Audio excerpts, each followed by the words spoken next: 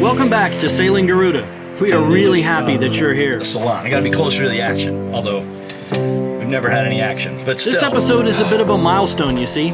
Our prep work is over and we've set sail. So come aboard and we'll give you the grand tour. I'm Herb, and this is Heather. We're post-career empty nesters who found the next phase of our lives lacking. Inspired by other YouTubers, we bought a small fixer-upper sailboat and spent 2 years building her into our traveling home.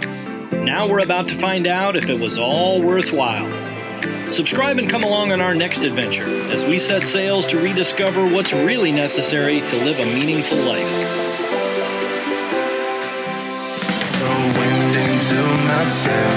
Away from things I let go, floating on the waves. We go bottoms up, we go all the way. When you're feeling down, push the pain away.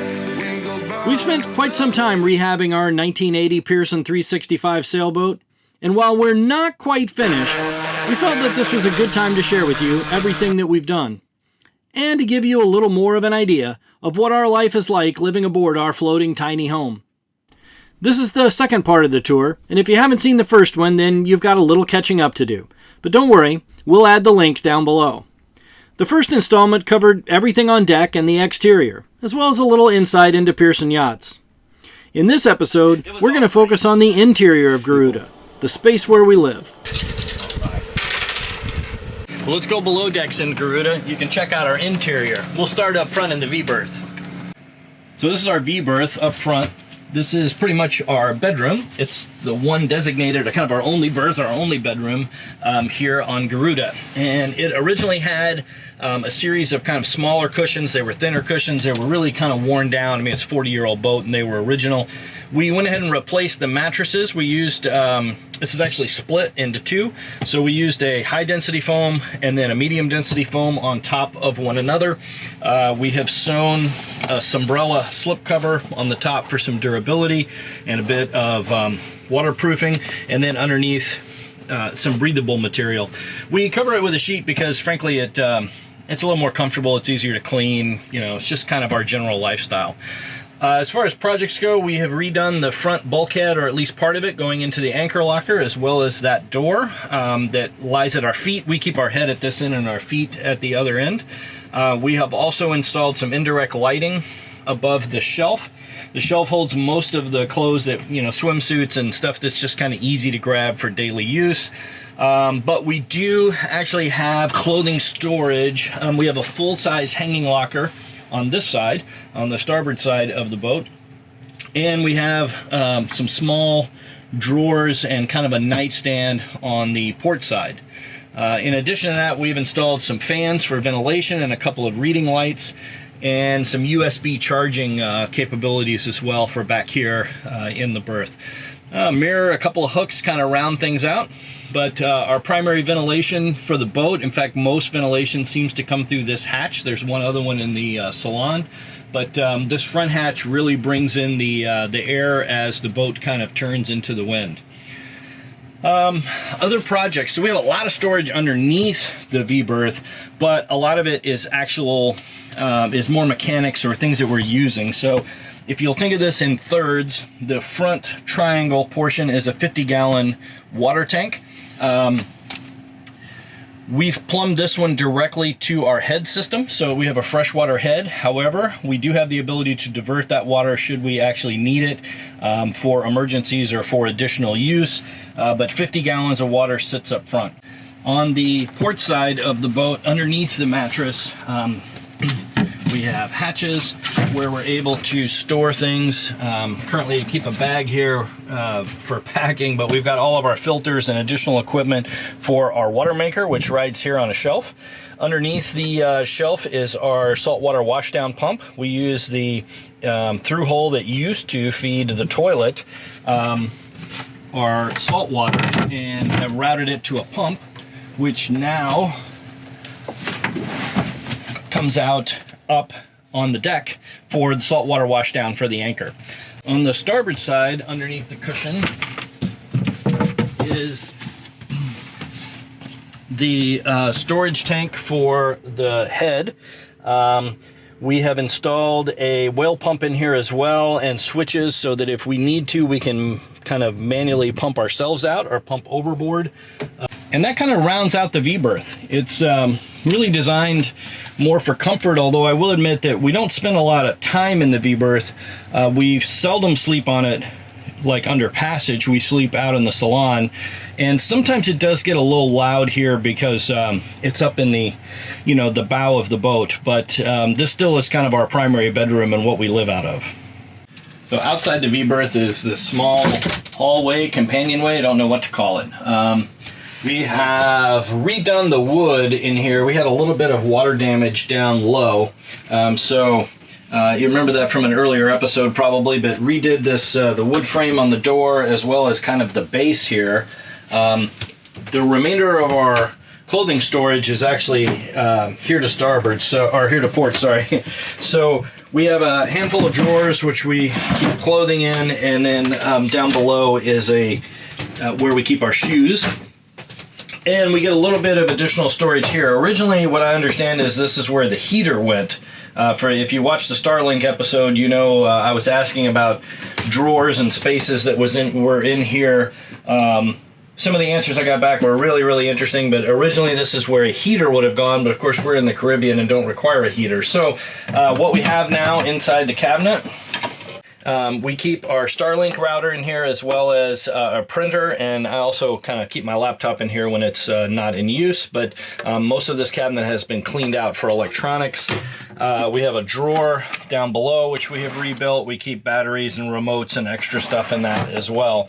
And then below this cabinet we have one drawer filled with cigars, and we keep small tools down below. Anything that comes in a case here, we keep in this area as well. So we gotta be a little creative sometimes when we're trying to store all of the tools. But in any case, that kind of rounds up the companionway. I will say down below, because it's come up in previous videos,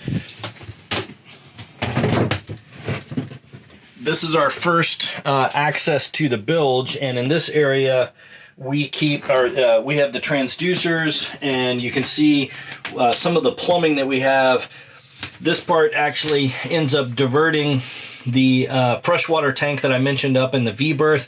That part goes to the head, but in an emergency we can turn things off. There's a joker valve there. Saltwater washdown is that white line that's coming from the old through hole, and you can see our hot and cold water supply lines going into the head, which we've replaced with PEX throughout the whole boat. The mast, this is a mast cover I sewed with just some extra material that we had and some binding. The mast had a few scratches. It just, I mean, as you can imagine, it's right here where people pass by. The boat moves a lot, so it wasn't as attractive, but mostly I have this as an insulator. And this may sound funny, but I brush up against it, so if it's hot or cold outside, this aluminum is the same temperature, so a little bit of insulation is placed there. The original lamp, we've cleaned this a couple of times. This is actually our heating system now on the boat when we need it, but it's an old Weems and Plath, and frankly I just think it's cool, so I've left it there on the gimbal. So moving forward from our V-berth and our head system would take us into our saloon, depending on your... our living room is forward of this, but in the space that's in between is actually the head. So this is the head. It's a pretty small space, but we've had to redo just about everything in here. It would start with peel and stick tile, which is not weathering as well as I'd hoped that it would. We're kind of at the 2-year mark. We also have a mirror in here. We have replaced the head with an electric head. This is a Jabsco electric head. It's all wired behind this cabinet, and we have switches here which allow us to flush the toilet, as well as turn on the bilge pump, for the sump pump rather, for the sink and the shower. So one of the things that makes the Pearson kind of unique is we have a full-size stand-up shower here, or at least, you know, full human size. This is pretty big for being here on the boat. So this is nice. This is a freshwater shower. And it includes this, we're just kind of storing some bags in there, but this with the lid actually is an area to wash clothes, so kind of a wash bin that's there. As far as mechanics go in here, if you've seen the episode, this entire area has been removed and then replaced. So there's our new vented loop is back behind here, both for the toilet as well as the plumbing system that comes in. We've replaced all of the plumbing with PEX plumbing throughout the boat. This is actually cluttery, but is our medicine cabinet. And we keep one of the best purchases we have in here, which is a little Amazon Prime $100 ice maker. Coolest gift that actually we've given ourselves. But underneath the ice maker is a storage area. You'll be able to kind of see the hatch here below the 110. This storage area, we keep spare plumbing gear as well as our Y valve in there to divert the flow from the head either to our holding tank, which is up underneath the V-berth, or to go overboard, which is the through hole that is underneath the settee we had problems with in an early episode. That pretty much is the bathroom. The rest here is kind of finish out, which includes things like towel racks, plumbing fixtures. It's actually a pretty comfortable space for it being a boat, for it being a small area, I guess, on a boat. But listen, for a tiny home, there's a lot of space in there. The remainder of the boat is pretty much where we spend all of our time. This is our primary living space. It's swing space, so we use it for a lot of different things. As far as layout goes, what we have is a settee on the starboard side and on the port side. This is our primary sitting, lounging, sleeping kind of area when we're here on the boat, or at least down underneath. Primary ventilation is our big vent here. This lets through a ton of air, especially with the companionway open, which is behind you right now. We have kind of redone all the soft goods in this space. This was similar. We've reused the foam. We were able to clean it up, but we have reupholstered the backings and put some umbrella fabric on the benches, again, for a little bit of durability. Last piece of layout for in here. This actually is a pilot berth. This is a bedroom where someone would sleep while we're on passage. We don't use it for that, though. Behind the skirting, we use it as storage, so it's kind of like a big shelf. And there is some storage underneath it. It's long storage, and so what we keep in it is spare plumbing runs and pipe fittings that we want to have on board, but it's not something that requires access to, hopefully ever, but certainly not on a regular basis. In the meantime, we keep our Sailrite sewing machine here. We each have a bin of scuba gear, some sewing supplies, and our vacuum. So we use this as kind of storage for anything that we need access to while we're here in the main salon. We have handholds up above to help us move through the cabin while the boat is underway. And on one side we have kept our Hawaiian sling and our spear. On the other side on the handle is our fishing rod for when we're trolling. So this is just where we store things and we can kind of tie things down while we're underway. For table space, we primarily actually use this little table. I would say it's out most of the time. Believe it or not, that's plenty of space for us. It's just kind of a little bit of extra in order to put things down. However, we do have a main table here in the salon, and that is stored here against the wall. So by undoing a wing nut, we can fold out this table to give us room to sit here for use. So we do our editing and some of our project stuff here in the main area, but there's an extra leg which fits on this side of the table as well and opens up into a fairly large dining room. I mean, this would easily fit 4. We could probably put more people on it if we needed to. We do this on occasion if we're both doing something, but for the most part, we tend to run with the table kind of half out, which still gives us access to move around the cabin freely. The table stows really quickly. And of course, it's just something we use while we're on the mooring or while we're on anchor. It's not something that's out all of the time or is kind of for regular use. So we also store a portable air conditioning unit here. This has come in handy. We don't run it very often. It is something we kind of keep, but you could see that it fit very cleanly underneath the table and it's kind of out of the way. But should we want to deal with air conditioning, it's a 110 appliance. We don't have very much 110 here on the boat, so we don't run it very often, but it is here. Storage space down below is a little bit limited. We do not have a very deep bilge. It's a roughly 10 inches, and so what we keep in here are some of our spare paints, our caulks and things that we want to be able to get to. That's on this side. Underneath the opposite side is actually the sump pump for the bathroom, shower, and sink.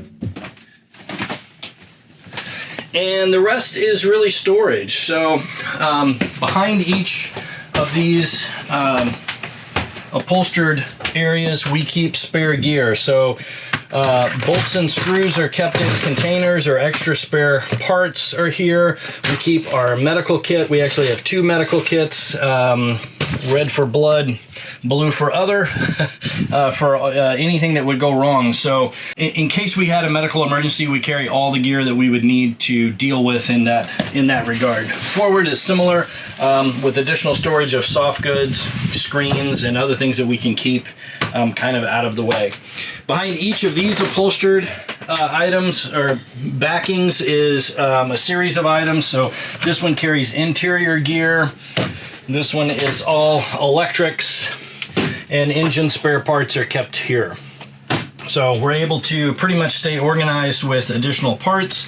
Lastly, this is our tool bin. It always looks like this because there's always a project, but we keep anything, all of our big stuff in here. So wrench rolls, screwdriver rolls, I don't know what else is in there, drills, impact gun, pretty much anything that runs electronic, jigsaw, I mean anything that runs on electrics is set in there. So power tools and everything are kept up front. And as cheesy as this is, we actually keep a bag of tools really handy in here, because those are the things that I'm tending to grab on occasion more than anything else. And frankly, the bag's kind of heavy and it doesn't go anywhere where we're moving. So there's a little real life for you. So we have 2 overhead storage units on this side as well. This one keeps all of our camera gear, so that's pretty much where we take care of you guys, keeping everything in one place here. And this far one is where we keep the booze, so that's where we take care of us.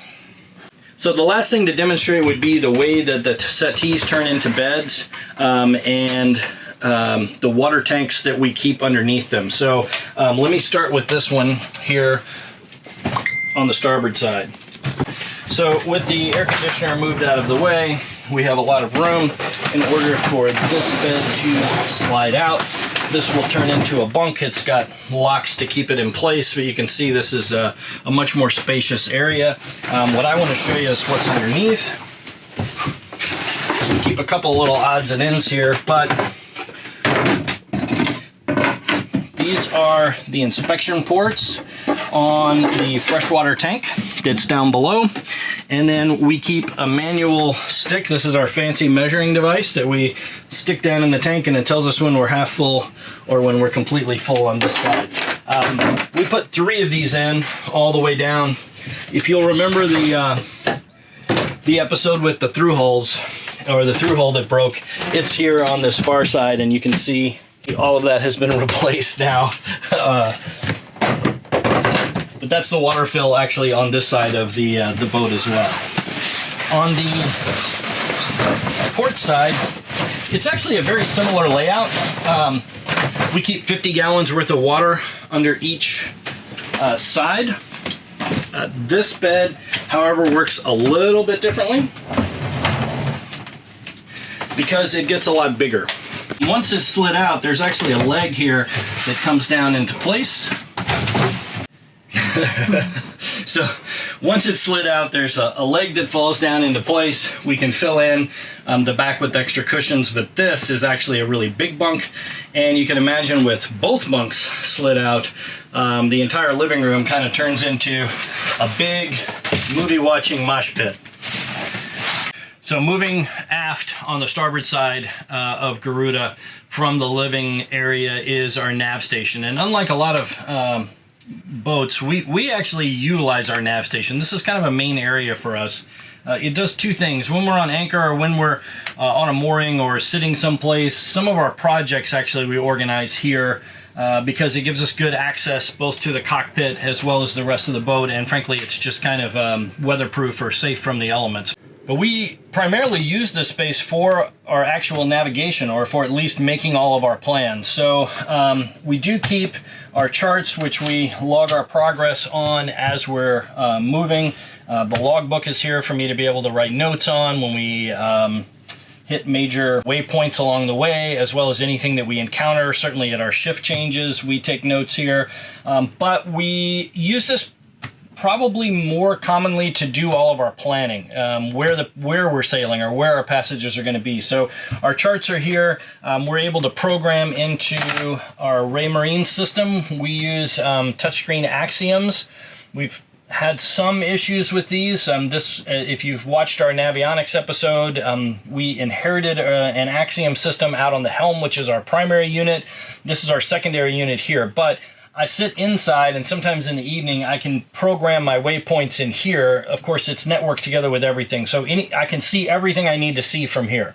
Radar comes through here. Our AIS system comes through here. Of course, where we are on the chart comes through here. I can monitor everything as if I'm on helm right here inside of the boat, which is very handy in the evening or if I'm on anchor or on a mooring. Behind it, you can see some of the electronics that we have mounted.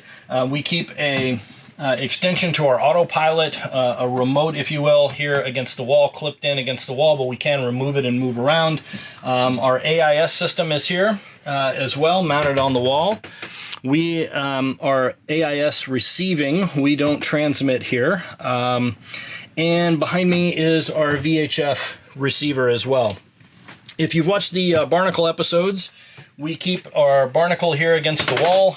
That is our kind of primary boat monitoring system when we're away. Our Redport Wi-Fi router is based here at the nav station as well. Then immediately behind the nav station, it's kind of an interesting area for us. There's actually a wet locker back here in the corner, which we did not know was there. When we originally got the boat, there was a single sideband mounted in a huge bracket up here on top, and then a microwave oven that was down below. And it had blocked this access to this off. And so when all of that got removed, not only did we find the wet locker, we actually found a jacket inside the wet locker. It was awful, but we found a jacket inside the wet locker as well. So we kind of have restored this back to its original setup. We keep all our foulies in here. Our foul weather gear is kept in here. A spare set of foul weather gear is kept in here for guests or just for other emergencies.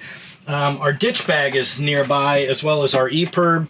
We keep our tethers, our jack lines, all kind of here, easy for us to be able to grab it. This is a wet area, so anything that we would need while we're in the cockpit, we should be able to have access to very quickly right down below. The cabinet that's actually below this was added by the previous owner, and I'll show it here in the galley in just a second, but there's actually a fridge compressor underneath here, and the vents that you see there are to allow airflow to be able to access that area. I have had to replace that fan because it hasn't been working, but we have an original ice box in Garuda. So again, it's a 40-year-old boat. The bottom of our refrigerator has a flap you open and put blocks of ice in, and that's what would keep it cold. The previous owner put a cold plate in and added that compressor, which we have kept. Other than replacing the thermostat and the fan, we're continuing to run with the system, so that part has been very handy for us. Behind the Companionway stairs, we keep drinking water. And this is just an extra 5 gallons of drinking water. We pick it up filtered already anytime we have access to it. It's a little bit of a luxury. We don't always run with it because we have drinking water here on board, but sometimes it's a nice thing if you're just kind of making a jug of water or a jug of tea or something that you want to make very quickly. So underneath the Companionway is our engine access. I'm going to show you this the easiest way. We could just open this door for access, but what I'm going to do is open up this entire panel. And if you've watched any of the prior episodes, you know I've spent a lot of time down here as well. This is not the original engine. Garuda's engine was replaced prior to us about 10 years ago. This is a Beta Marine 38 horsepower Kubota, I guess you would say, tractor engine or diesel engine. What makes the Pearson a little bit unique is that our engine is installed in reverse. So what you'll notice is our drive shaft and our transmission, which is here, is running forward, which the propeller is still behind us. So underneath this little companionway sits our transmission. This is a Velvet drive, V drive, and you'll see that it comes up and then our drive shaft is right there below, which goes back to the propeller. So we have good access to this area. That's our bilge actually area is right there, as well as our freshwater access here for the engines. And that is pretty much the engine access, at least from the interior here on Garuda. I will add that we have one cabinet here in the companionway. This is a really thin cabinet. It's just behind the refrigerator. We keep our cleaning supplies and things in here, things we can get to rather quickly should we need to. And I think to round it off, we have one corner left, and a corner that gets a lot of action, and that is our galley. So the galley here on Garuda is one of the things we were really after, was this type of layout. It's easy to work in, whether we're underway or otherwise. This is the refrigerator or ice box here on Garuda. It is this entire cabinet. It goes down behind, or below rather, where we keep our Instapot. And it has a false bottom in it, which you would put ice into. But you can see that, and there's shelves in here as well. It looks like we don't have much in here, but the truth is it's just so big. That's plenty for us in order to be able to keep food cold. This actually is a primary prep space for us as well. So we've got this awesome cutting board. So shout out to Uncle Steve for making us a custom Garuda cutting board. This thing is beautiful. It's the first thing people notice when they come on board, despite every project I've done. So there you go, Steve. Great cutting board. But this is our cooktop. I'll get to that in a second, but in the corner is the remainder of our dry storage. So this is our pantry. We keep it very full, as you can see. This actually has a false bottom in it, and underneath the false bottom we have our emergency food storages. If you've seen any of the early episodes, we have canned goods, or some canned goods that are down below for emergencies or for anything that would be extended. The remainder of our storage, or our pantry system, we keep a variety of things in these slide out areas back behind. And this is our cooking surface. So just by dropping this down, we have changed a lot here on Garuda.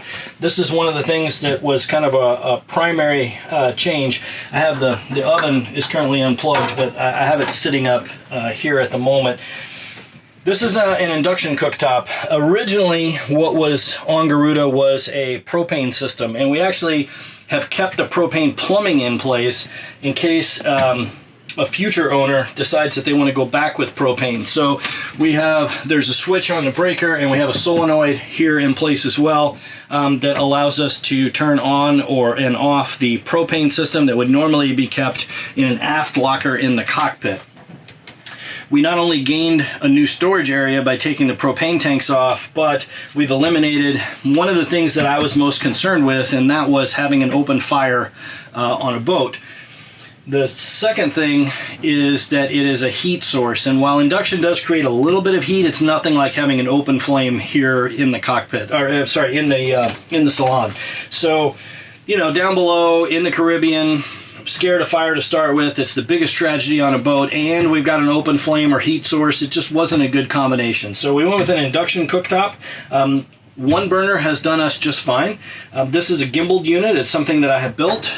There was I think we've done an episode on, maybe we haven't done an episode on the, we should do an episode on the oven. We'll tell you more about this maybe as we go along, but we replaced the old system here with an electric oven. It's a countertop style oven here that is down below, and of course with the induction cooktop, that makes this a fully electric kitchen. Between that tea kettle and an Instapot, that pretty much conquers all of our cooking methods here on Garuda. We have additional storage up above our food prep area, which is where we keep our plates, our cups, our coffee mugs, our cocktail glasses. Everything is kept here. This head bumper, I don't know the name for this. You know the name for it, you can leave it in the comment, but we've finished this head bumper, and we've installed a light here, which it had kind of a small light. We went with a double LED light. All the lights on Garuda have been changed to LEDs except the spreaders. I just haven't gotten to those yet. But we really kind of wanted to make this flexible because we use it kind of differently depending on, you know, if it's late at night, if it's breakfast, if we're underway, if we're doing other things. So anyway, we have a main light here, and we have a twin of this light on the other side, so that we can light this area. We have the original cooktop light here down below, and then we've actually added both a red and white light so that we can run at night with a light here in the kitchen as well. And one final area in the galley would be our plumbing system. Seems like I'm always redoing a pump. If you've seen any past episodes here on Garuda, we've replaced all of the plumbing with PEX, but we have normal hot and cold water here just running to the sink. This is kind of our main sink in the boat. We also have a separate additional filtration system. The filter is underneath the sink here. We use this for drinking water and cooking water if we're making coffee or tea. And then lastly, in case all else fails, because we run on an electric pump, we actually have a foot pump here. It's down below, that gives us water access, and that's fresh water coming from our tanks here. Got a little bit of storage, but really not much else as far as drawers go. The only real under sink storage we have probably looks a lot like yours. We just keep a variety of things down underneath. That's our cookware, our foot pump, the filter there that for our drinking water. Kind of the only hidey hole. We're showing you everything here on Garuda, so the only little hidey hole that kind of keeps our stuff together. So anyway, I hope you've enjoyed at least seeing a little bit of the interior of the boat. You can imagine in a small space, this is what life on Garuda is like. Well, I hope you've enjoyed these bonus episodes, giving a little bit of a tour of our exterior and interior of our floating tiny home. And as always, if there's any questions we can answer, if you want any details on any of the projects or even how we live, feel free to leave them in the comments down below. Well, we broke the timeline with these two episodes, which we kind of did on purpose. We actually want to keep these episodes residing on our webpage. I'll put the link down below, which you should check out. There's a lot of great information there. You can learn a little bit more about us, a little bit more about the boat. You can see where we are. Our shop is there as well, so if you want any Garuda gear, our Season 0 t-shirts are there, our Garuda hats are there. You can find everything over on our webpage. We certainly enjoyed sharing all this stuff with you this week, and we will get back to our normal programming next week, so hope to see you soon. But I won't let the stormy seas throw me in open water. Let me have my peace and leave me till tomorrow. Wind into my sail, away from things I let go, floating on the waves. We go bottoms up, we go all